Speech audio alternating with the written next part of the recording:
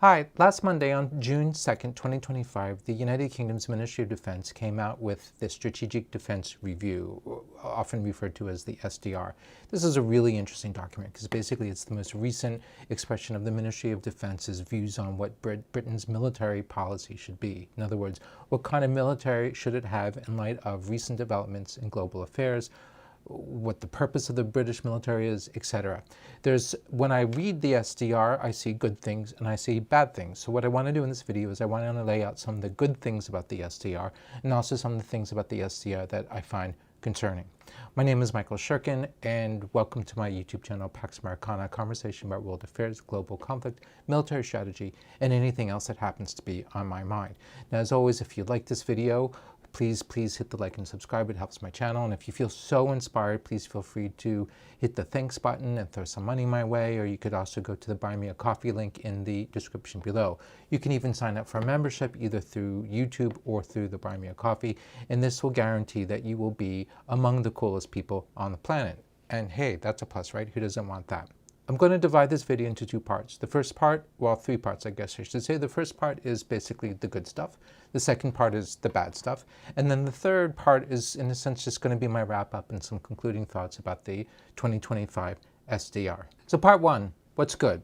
Now, first of all, the SDR means, or it should mean, the end of cuts, so no more budget cuts, and perhaps even more money, and also that there is, most importantly, greater focus. And here I'm citing some tweets from my friend Nicholas Drummond, who's a land warfare expert, who's put a lot of thought into what kind of military Britain needs.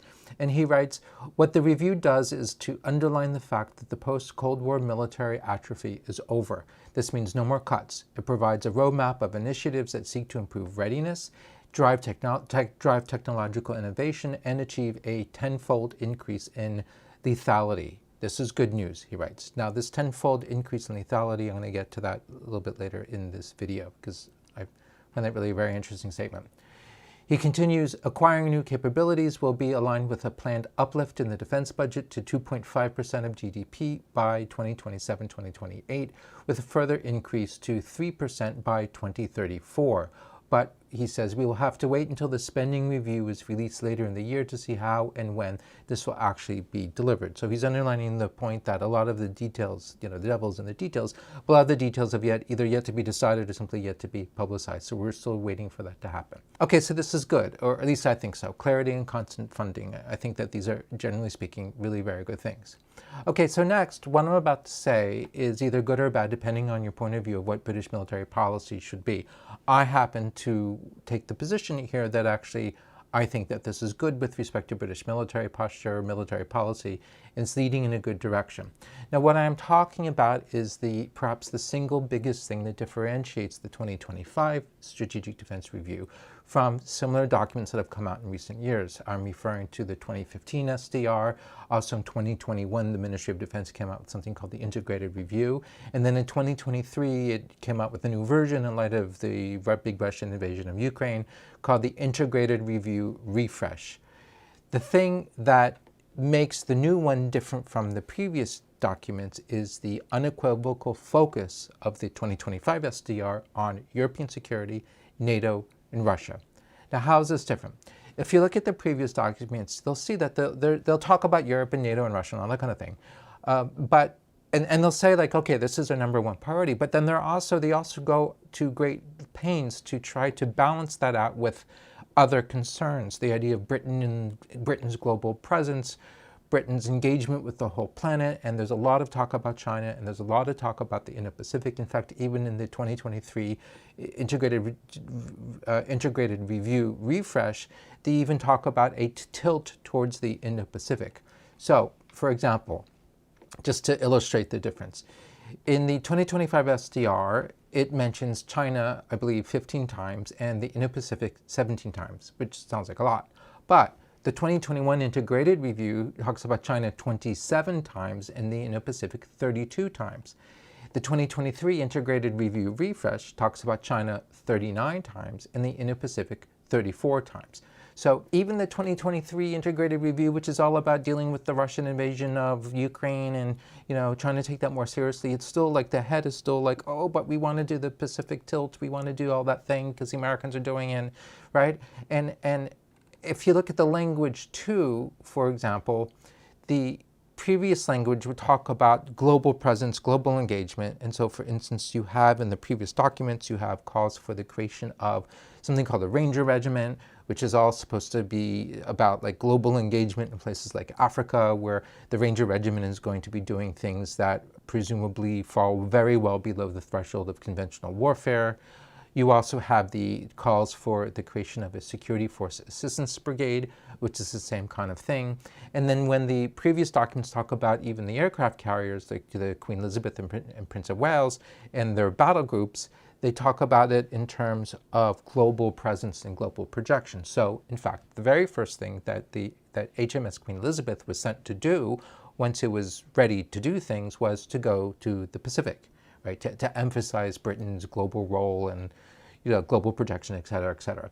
Now, in contrast, in the 2025 SDR, you have language like this. In response to global affairs, the UK, with its allies, especially those in NATO, must once again be ready to deal with the most demanding of circumstances, deterring and preventing a full-scale war by being ready to fight and win. So, deterring and preventing full-scale war with Russia by being ready to fight and win a war with Russia. This, of course, has concrete ramifications for the force and for force structure. If defending in Europe and deterring and fighting Russia is your clear priority, you need a military that has to have certain capabilities. You need to build a military around that fundamental requirement. In comparison, if you want to balance an ability to do high-end conventional warfare against, let's say, Russia, with all these other things, the force projection, the global presence, et cetera, you end up having to balance your force and have a very, very broad mix of capabilities in order to cover and affect the entire conflict spectrum. So for instance, because you're trying to balance these two things, then there's a lot of ambiguity about where the real priorities are. Like when the money hits the road and where the rubber hits the road and basically you've got to write checks, what do you write the checks for? So just for example, tanks, like everybody agrees that tanks are a good idea, and everybody agrees that you need to modernize the Challenger 2 tanks or replace them with the Challenger 3 tank. But do you really? Like how much of a priority is that really, given that you're trying to balance these different objectives and different requirements? I mean, if you really focus on Russia and fighting conventional war, then the tanks become more important than if you're trying to do these other things. Same thing about, let's say, Britain's amphibious capabilities, like what kind of ships do you really need? Or what about the Royal Marines? Do you even need the Royal Marines? Like with any kind of capability that the British military has, one has to make very tough decisions about what do you need and what do you not need and what are your priorities, because there's only so much money to go around. If you're the United States and you have the kind of budget that the US military has, then you can actually aspire to do everything. The UK's defense budget, while being really rather large, is not nearly large enough to do all those things, or at least not do all the things well. And it becomes difficult, very difficult, for it to do things like, in particular, generate a large enough conventional force to plausibly think about deploying that force to actually take on Russia. Anyways, the most recent document, the 2025 SDR, appears to put an end to the Balancing Act. No more Balancing Act. And the UK military now has something it didn't have before, which is clarity of purpose. And the priority here is deterring Russia and securing Europe, all the while absorbing the lessons of Ukraine. This makes things, it's still difficult, but generally speaking, a lot easier than if your list of priorities is large. I mean, it's like, what is that saying? If everything is a priority, then nothing is a priority. And now you don't know what to do. And I really think that for like the last 20, 30 years, the UK military has been kind of spinning around in circles trying to figure out where are its priorities. And again, like if everything's a priority, then nothing's a priority, so it spins around in circles. There's a lot of confusion about what the real requirements are and what the real priority should be. And I think the result has been waste. The UK military has wasted time and has wasted money trying to buy things and develop things when it doesn't really know what it needs to have and needs to develop. So clarity should enable the UK military to move forward in a much more efficient, much more expeditious manner. One of the things that remains to be determined is the details. Like, what does this actually mean? So, for instance, does it mean that the Ranger Regiment goes bye-bye, that there's going to be no more Security Force Assistance Brigade? quite plausibly, and it makes sense because these things don't help you do things like fight the Russians in Ukraine or anything like that.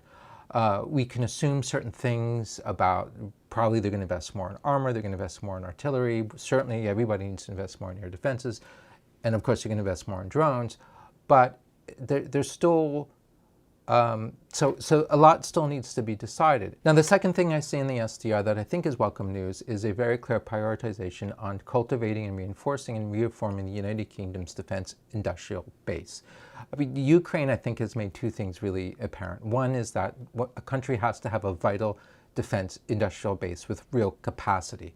The second thing it has to do is that it has to have a defense industrial base that is capable of rapid innovation. The SDR lays out several ways of doing this. I frankly lack the expertise to weigh the merits of its proposals for how to do these things. I would urge Brits to look, though, very carefully at similar American and French efforts to do more or less the same thing. So, for instance, in the United States, during what was called the third offset, which is a period between 2014 and 2018, where the Pentagon was really engaged in all sorts of initiatives in order to do this very thing. How do you make the defense industrial base more innovative? How do you change the relationship of, let's say, the Pentagon with new and different kinds of military contractors and startup firms? And how do you change the relationship between the Pentagon, let's say, and Silicon Valley? And it stood up various entities and agencies and had various kinds of management initiatives in order to do that. Some of it arguably worked, some of it arguably didn't work. So I'm not saying, do what the Americans did. I'm saying look at what the Americans did because there's some lessons to be learned there.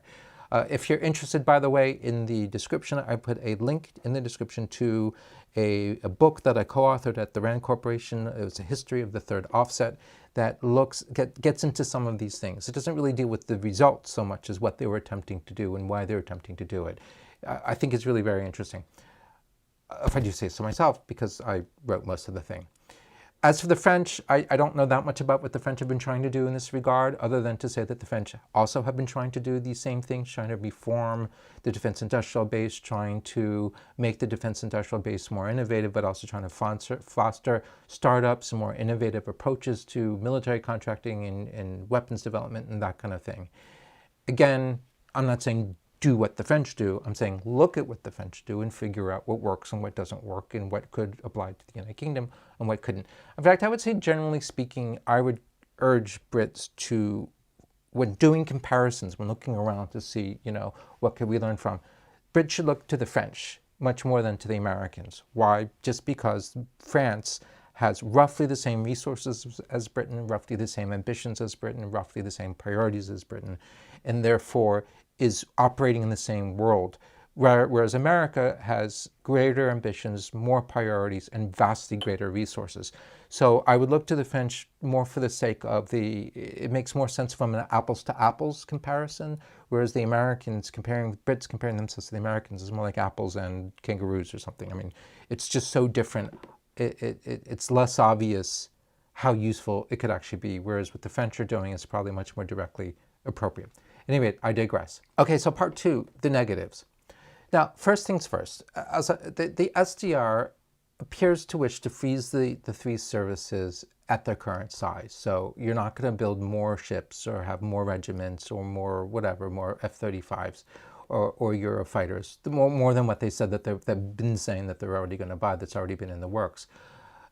And I understand that because this is super expensive to grow them, but maybe, while it's not possible to grow all three, perhaps one should pick one or pick two or to grow one or the other.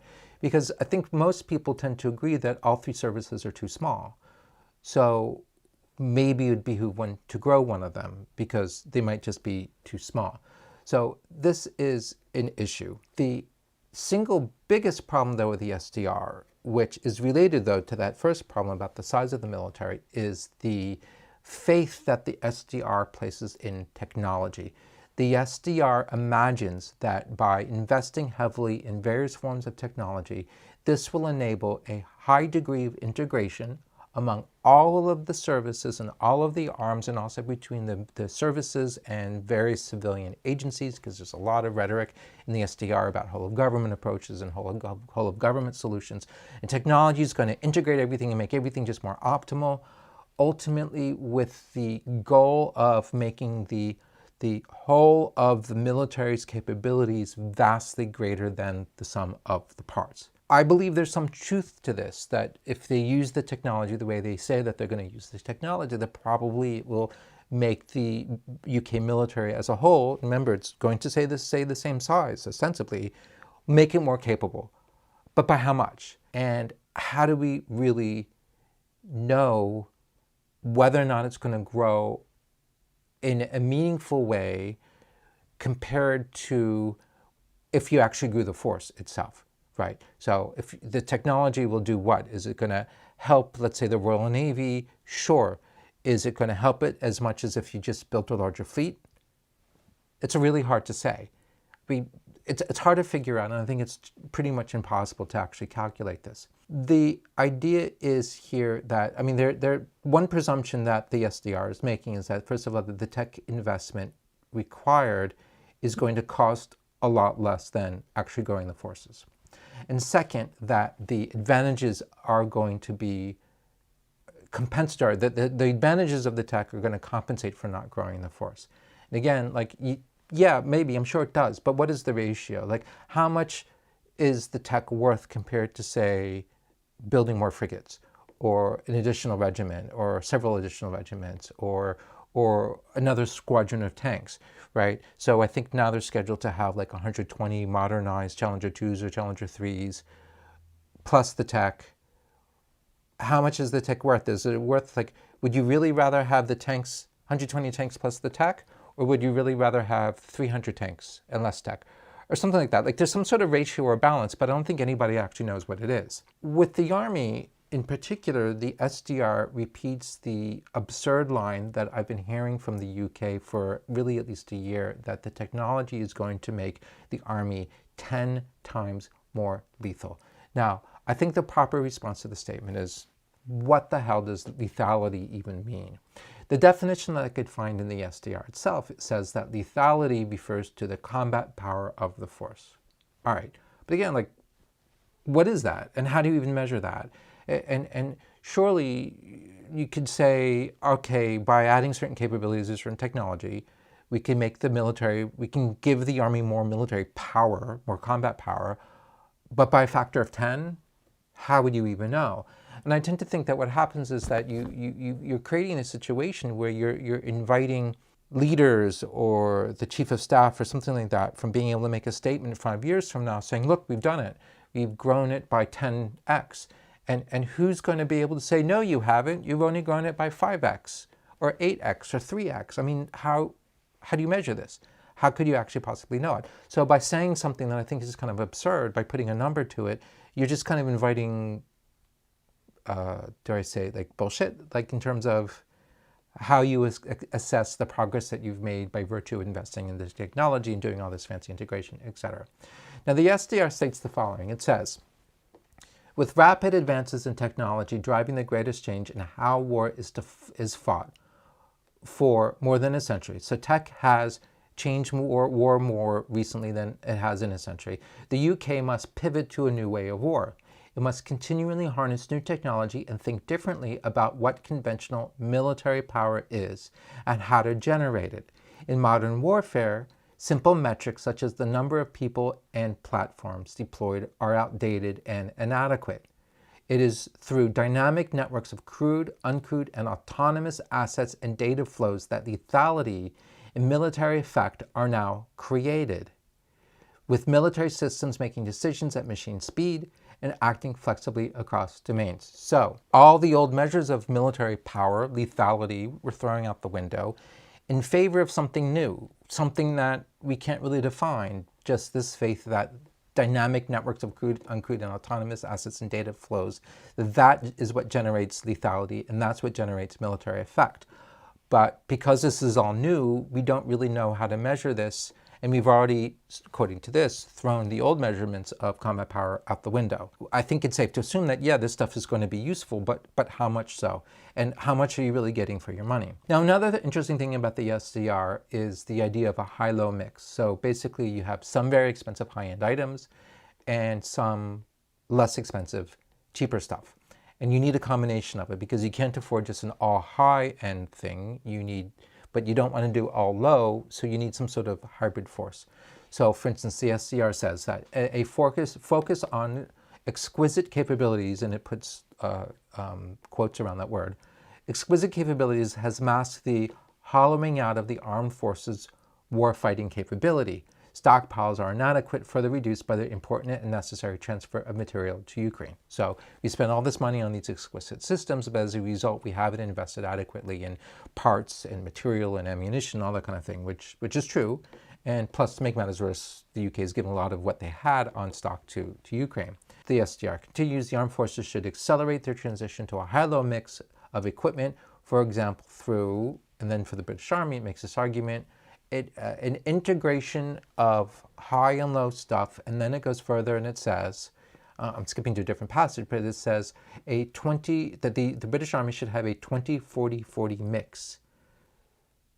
20% crewed platforms to control, 40% reusable platforms, such as drones that survive repeated missions, and 40% consumables, such as rocket shells, missiles, and one-way effector drones. The investment in attack and surveillance drones should be prioritized along with counter-drone systems. So this is part of the answer to how do you increase lethality without actually growing the force, where the answer is that, you only have 120 tanks, whatever, but these tanks are going to operate with new fleets in much greater numbers, because 20-40-40, so the 20% of the tanks, of robots of various kinds and munitions of various kinds. And this is what the high-low mix is going to be. How do you come up with this ratio? Like, what does this even mean? And also, what actually is the cost? Because it also sounds like, to some extent, that this is also expensive, right? If the tanks themselves are only 20% and 80% are all these new things that you have to buy and make and invent, that's also going to be very expensive. So again, you're left with difficult and interesting questions about the relative value of these sorts of things. A lot of it reminds me of a study that I did for the RAND Corporation. It was a history of Army operations research.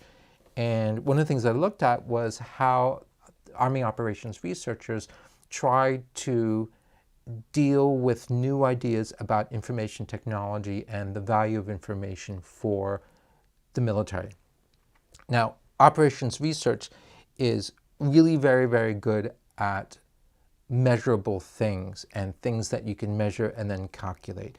So for instance, let's just imagine, and I believe I've talked about this in another video, but let's imagine that you want to increase lethality of your tanks, and you've got $1 billion to do this. So you could figure out, well, you could upgun your tank, larger gun, or different kind of gun, or different kind of munitions, or you could spend the money on more armor. And then you could measure the performance characteristics, that a larger caliber gun has got certain performance characteristics and has a certain increased lethality against the enemy. All of these things are measurable because you can fire these things against steel plate to figure out what the penetration capabilities are, et cetera, but also the bigger gun weighs more, uses more fuel, puts more strain on the chassis and the undercarriage of the tank, which increases logistical requirements. All of these things are really measurable, and you can put all these variables into math and computer programs, and you can model it and you can war game it, and you can figure out, all right, of this $1 billion, is the smart move to put it to have a bigger tank, a bigger gun, or more armor, or some combination, or you're right, because you can calculate all this. But when it came to this newfangled idea of information and information dominance and networked warfare, the idea is, what if you spent the $1 billion on just information networks? So now the guys inside the tanks have much more access to information. All the information is flowing to them through all sorts of sensors and networks, et cetera. What good is it? The tools of operation research, which allow you to measure the performance characteristics of armor or guns, suddenly don't really apply. What is the value of some quantum of information? Like if you could measure it, or I don't know, if you measure it by kilobytes or gigabytes or terabytes or a bushel, for every extra bushel of information that you are able to provide the commander of a tank, what is it actually worth? What are the performance characteristics, and how much does it cost per bushel? So ideally you want to do this. You want to say, okay, what is the cost for each additional bushel of information? It's absurd, bushel, I'm sorry, but bear with me. What does it cost to provide an additional bushel of information, and what are the performance characteristics so that you can decide whether or not spending money to provide more information, more bushels of information, is worth more, is a better idea than putting a larger gun in the tank or putting more armor on it or something like that. And they couldn't do it. They really couldn't do it. The whole Army operations edifice tried very, very hard to figure this out, and they completely failed. So anyways, the SDR sort of like charging ahead in this direction, saying that this computer integration technology and all these things, they're all effective. I mean, we're not debating the value of it. Like, I'm not debating the value of the drones and the value of the integration. I'm just debating or questioning the confidence that it's going to be all that in a bag of chips. And of course, that this is going to cost little. And also that this is a better idea than, let's say, doubling the size of your tank fleet or buying 10 new frigates or whatever, or something like that.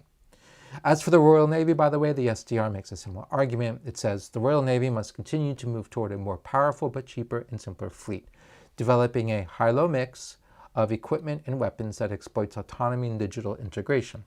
Carrier strike, for example, right? You've got HMS Queen Elizabeth and HMS Prince of Wales. And by the way, I always thought it's cool that HMS Queen Elizabeth is not named for Elizabeth Windsor, it's named for Elizabeth Tudor, the badass queen. So anyways, it says carrier strike is already at the cutting edge of NATO capability, but much more rapid progress is needed in its evolution into hybrid, again, they put the quotes around the word hybrid, carrier air wings, whereby crewed combat aircraft, in parentheses F-35B, are complemented by autonomous collaborative platforms in the air and expendable single-use drones. Plans for the hybrid carrier air wing should also include long-range precision missiles capable of being fired from the carrier deck. We're not going to buy more F-35Bs for the Royal Navy, and lots of people are saying that they need to do that, that there are not enough F-35Bs to go around for both the Air Force and for the Navy. But we're not going to buy any more of those. We're certainly not going to build any more aircraft carriers. But what we're going to do is we're just going to get a whole bunch more drones and all sorts of stuff, and it's going to make the F-35s that you have much more effective than they are. They're going to have more lethality. Same thing for the carriers themselves, because now you're going to use them to fire missiles. Does it make the F-35Bs more lethal? Yeah, probably. I'm sure this stuff is useful. But again, like, the questions are by how much? And how much is this worth? Are there smarter things that you could be doing with the money? So part 3, which is really the conclusion, just to wrap this up. The bottom line for me is that I think that the SDR is by and large a very good thing, mainly because of the newfound focus and clarity. So no more trying to balance this vision of defending Europe with the Indo-Pacific tilt and all this kind of stuff. This is much more like, no, we're interested in being able to deter Russia, which means we're interested in being able to fight Russia, and this is all about European defense. I mean, yeah, there are other things than just talk about things, in the Sahel, in the Middle East, and there are all these other requirements, but this is the fundamental thing. And I think that that clarity is going to be very beneficial for the United Kingdom moving forward, particularly when it comes to making difficult decisions about how to spend limited resources.